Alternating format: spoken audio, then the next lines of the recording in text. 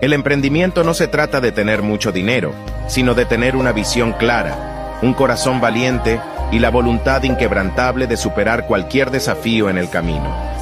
Con pasión, perseverancia y la creencia en ti mismo, podrás construir un negocio exitoso sin importar tus recursos iniciales. El potencial está dentro de ti, solo debes atreverte a dar el primer paso.